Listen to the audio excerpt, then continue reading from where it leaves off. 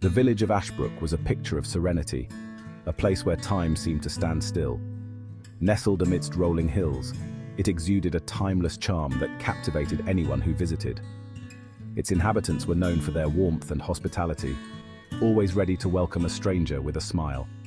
Life moved at a leisurely pace, with days blending into nights in a seamless dance of tranquility. A sense of peace pervaded the air, wrapping the village in a comforting embrace. The village square was the heart of Ashbrook, where stories were shared and memories were made. Quaint cottages, their walls adorned with climbing ivy, lined the cobblestone streets, each one telling a story of its own. The air was filled with the sweet scent of freshly baked bread, a reminder of the simple pleasures of life. Laughter echoed through the square, a testament to the villagers' simple joys and the bonds they shared. Ashbrook was a place untouched by the passage of time, where the old ways were cherished and preserved. Its inhabitants held fast to their traditions, celebrating festivals and rituals passed down through generations. The outside world seemed a distant memory, a place that had no bearing on the lives of those in Ashbrook.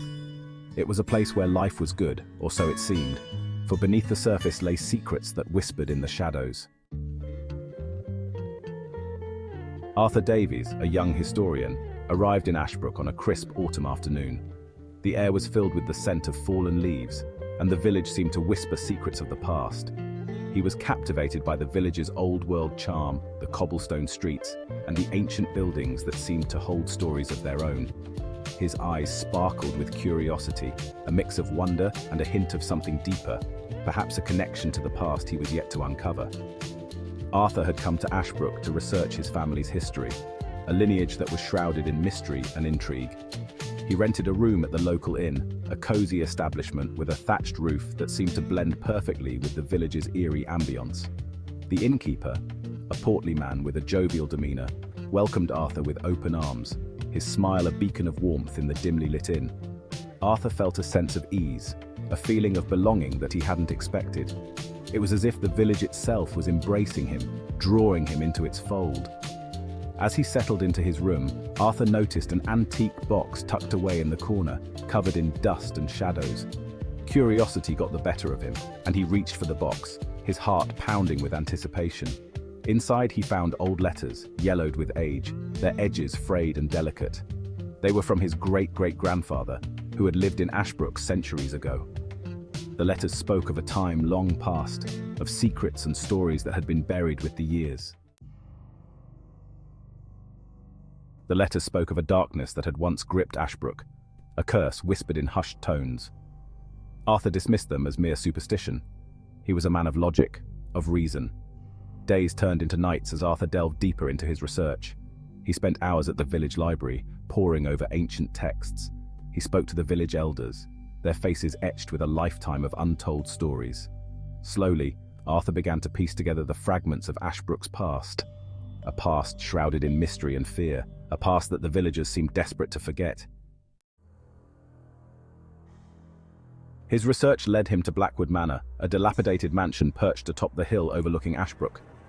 It stood as a grim reminder of the village's troubled past. Locals spoke of it in hushed tones, their voices laced with fear.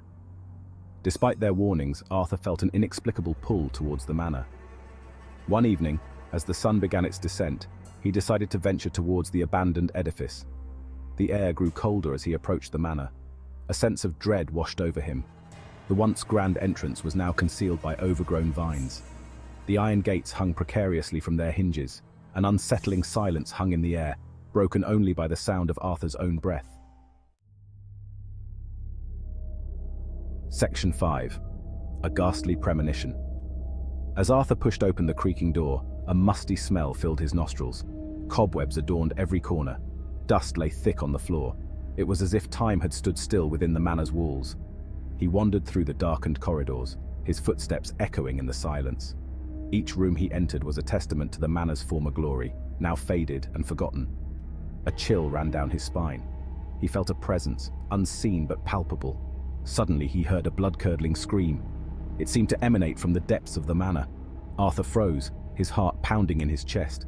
He strained to listen, but the sound was gone. Section 6. The shifting shadows.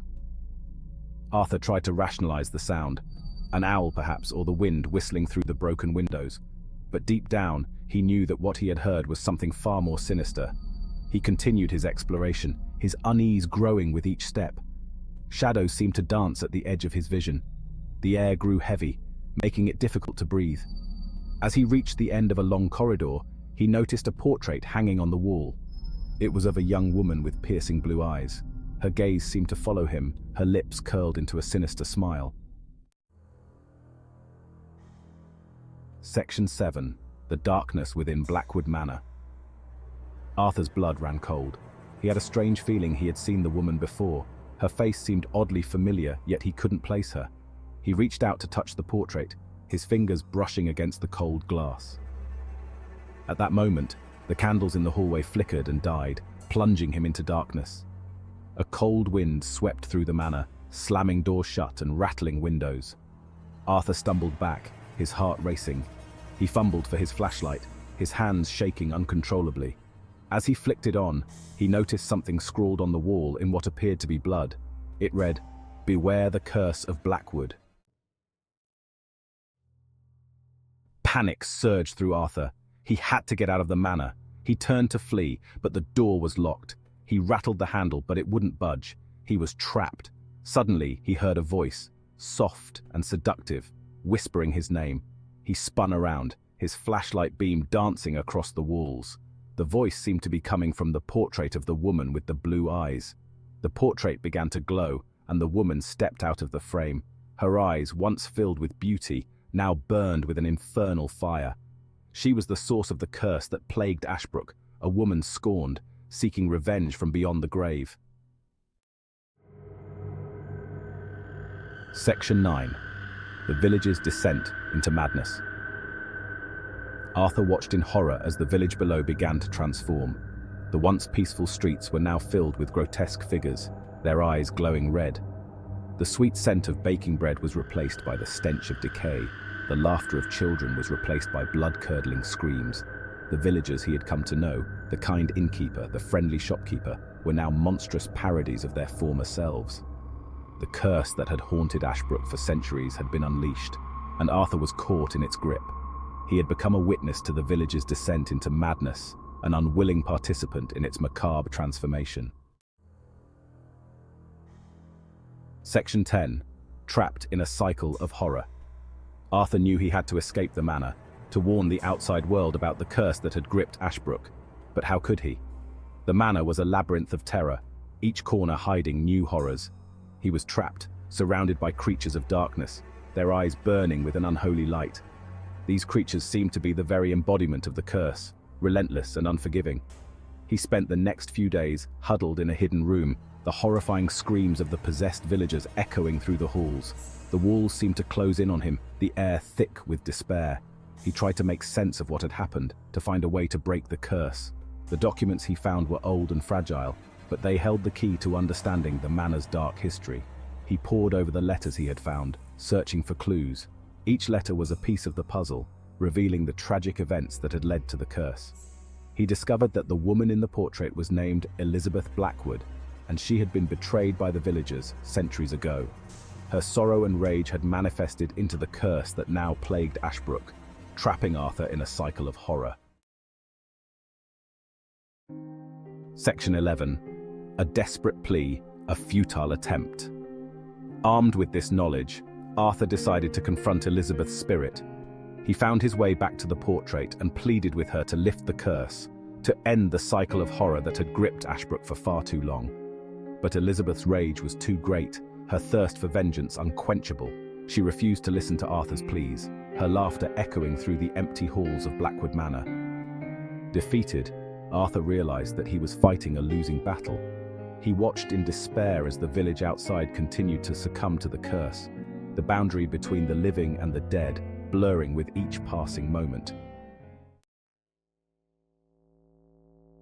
Section 12. The curse persists. Years later, the legend of Ashbrook lives on, a chilling tale whispered around campfires. The village remains abandoned, a ghostly reminder of the horrors that unfolded within its borders. Some say that on the anniversary of Elizabeth's betrayal, Her laughter can still be heard echoing through the halls of Blackwood Manor, a haunting reminder of the curse that continues to hold Ashbrook captive. And so, the cycle of horror continues, a chilling testament to the enduring power of betrayal, revenge, and the darkness that can lie hidden beneath the surface of even the most idyllic of places. The curse of Ashbrook persists, a chilling reminder that some wounds time can never heal.